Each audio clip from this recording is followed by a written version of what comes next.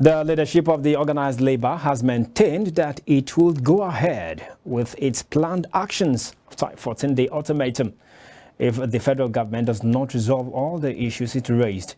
This comes just after the federal government begged the two labor centers to withdraw their notice of strike issued last week Thursday over what it described as non-implementation of a 16-point agreement it reached during October last year negotiation meeting.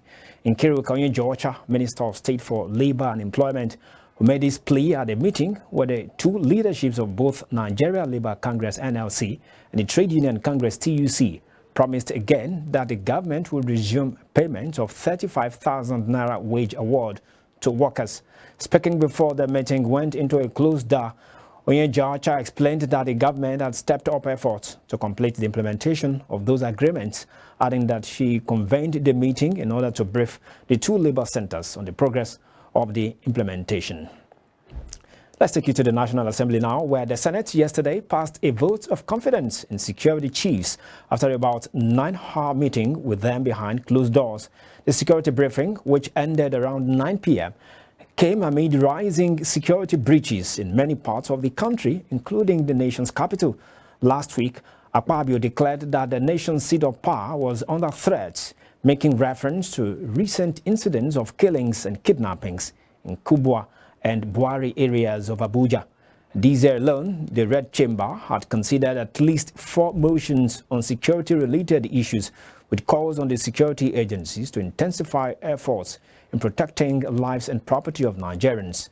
Senate President Godswill Akpabio, who read the resolution at the end of the meeting around 9 p.m., said the Senate was impressed with the determination and focus of the security chiefs and urged them to do more to ensure security of lives. The International Monetary Fund, IMF, has said the Nigerian government has, through the back door, resumed the payment of subsidies on the premium motor spirit, PMS. Recall that on May 29, 2023, during his swearing-in speech, President Bola Tinubu announced an end to petrol subsidy, triggering a hike in the prices of goods and services in the country. A few weeks later, the Central Bank of Nigeria collapsed the different exchange rate regimes into one, with the value of the naira to the dollar weakening.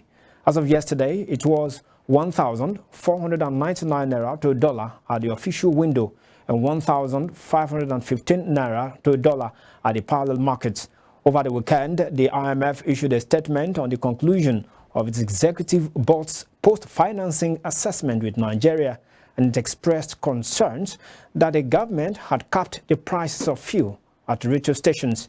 The global lender advised the administration of President Tinubu to completely stop the payment of subsidies on petrol to free funds to run the government. Let's take you to Nasarawa State now, where the Governor Abdullahi Sule has flagged off the second phase of conditional cash transfer program for 6,000 vulnerable citizens who will collect 7,000 naira monthly stipend for the next 24 months.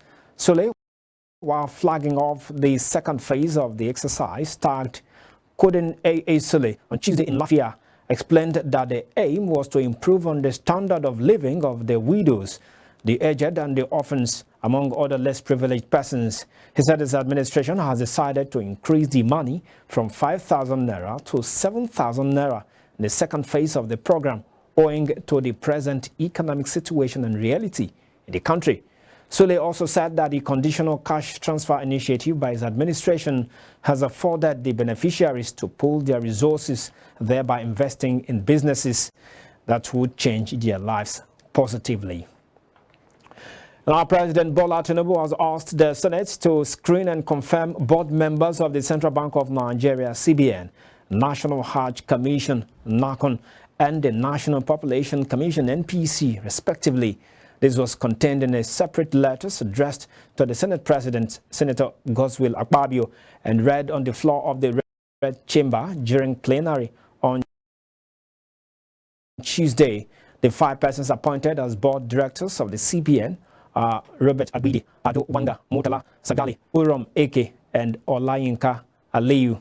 In the letter, Tinubu said his request was in compliance with the provision of Section 61A of the Section 10 1-2 of the CBN Act 2007. The president stated in the letter to the upper legislative chamber that the appointment was done in accordance with the provisions of sections 154, subsection 1 of the Constitution of the Federal Republic of Nigeria, 1999, as amended. He sought for expeditious consideration and approval of the request. And following the February 3 rerun election in 2 constituencies of Sokoto State, the State House of Assembly has sworn in 2 newly elected members, Alhaji Abubakar Magaji, PDP, Bodinga North, and Alhaji Bashir Dahiru, APC, Tambuwa West.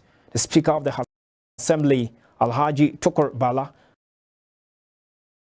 administered the oath of office to the new members at the plenary in Sokoto on Tuesday. Speaking shortly after, the lawmakers expressed gratitude to their constituents for electing them to serve as their representatives. They pledged their loyalty to the leadership of the House and its standing rules.